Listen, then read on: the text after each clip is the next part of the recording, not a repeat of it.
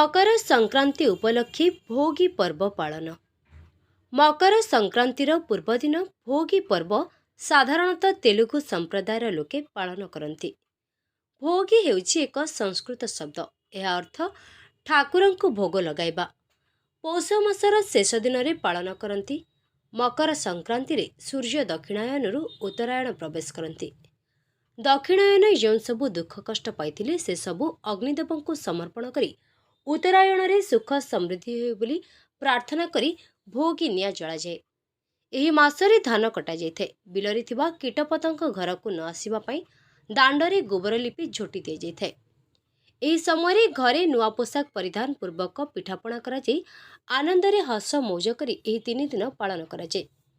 कविसूर्यनगर तेलुगु संप्रदायर लोके रहुथिबा माली साही, देशी बेहरा साही, वेंकटेश्वर साही, बाकी बेहरा साही, एनएसी रोड आदि रे बड़ बड़ काठ खंडी चली अग्नि को पूजा करा जाए। अन्य संप्रदायर ओडिया भाई माने एथिरे सहयोग लगिथांती।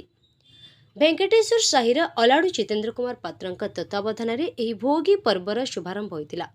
अतिथि भावे कविसूर्यनगर अध्यक्षा एस लक्ष्मी सेठी जोग देथिले। अन्यमानक मध्यरे अलाडू रघुनाथ पात्र, नागेश्वर पात्र, अजित पात्र, एरेणुका वाई सुनीता, अलाडू तीक्ष्ण अलाडू, एनसुरे बापाचारी, बाबुला पात्र, दिव्य आचारी, कान्हू आचारी, कृष्ण महापात्र, ई संजय पात्र, बी कृष्णा राव, प्रतापचंद्र पोलाई, सीएच कमला, जय अलाडू प्रमुख पालन करथिले। अग्निदेवको मुआभोग पिठा आदि पूजा करथिले। अग्नि अनवरत पूजा शेष होबा चाहि चली थाए। ब्यूरो रिपोर्ट, प्रेरणा न्यूज टुडे। बोले आजिका एन्जॉयमेंट बढ़िया समस्त मिलमिश मौज मजलिस सब गोटे छुट्टी फंक्शन बढ़िया करके पिठा पणा जहाँ कि रांधिकी खाଇବା कथा नुआ लुगा पिंधिबा चलवा कथा। अलाडू जितेंद्र कुमार पात्र, मु डेराकूलर सेनापति अच्छी। एपरी गोटे देशी बेहरा प्लस 4टा सेनापति अच्छा। आम कौन माने कौ पूर्वपुरुष ये सब परंपरा अच्छे आम पालन करुचु। जो आजिका दिन से होउचंदी मकर ये 4 दिन भितर ए भितर कौन गत कष्ट आमर ये अग्निदेवता को समर्पण करी आगामी दिन भल हो बोली आम ठाकुर एवं आम पूर्वपुरुष आह्वान करुचु। ता सहित घर को आम आमर झील मानक जोई मानक डाकिकी से खाना पीना भल कर मर्यादा करूँ सांगसाथी समस्त को डाकिकी गोटे परंपरा अच्छी। भगवान को पूर्वपुरुष को आम अनुरोध करुचु बा से माने जे भल कर वृष्टि हो भल फसल हो आगामी दिन में वर्षा दिन में एभली ये गोटे परंपरा अच्छी तेलुगु कूल आकू मु जाणीबाटू सब हूँ सब ओडिया भाई मैंने अन्य भाई मैंने समस्त समर्थन कर समस्त सहित आम ये पालन करुँ। आम जहाँ को डाकुचु न डाकिले भी आसिक सहयोग करुँच। बाकी रहा यहाँ 4 दिन पर्व।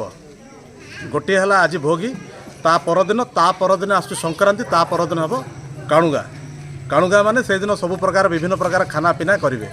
बाकी रहा एतिक दिन या पूर्वर छणाछणी भी 15 दिन पूर्व घरे करते ताको नेलगांटा कहते से दिन घरे छणाछणी किंबा नुआ लुगा नुआ वस्त्र पिंधती ना।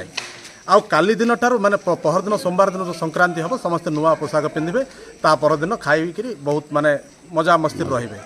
एतिक होची आमर परंपरा। आउ किछि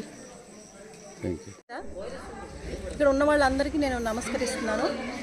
ముఖ్యంగా మేము ఈ మకర సంక్రాంతిని 3 రోజులు పండగగా చేస్తుంటాము। మకర సంక్రాంతి ముందు రోజును భోగి అని అంటాము।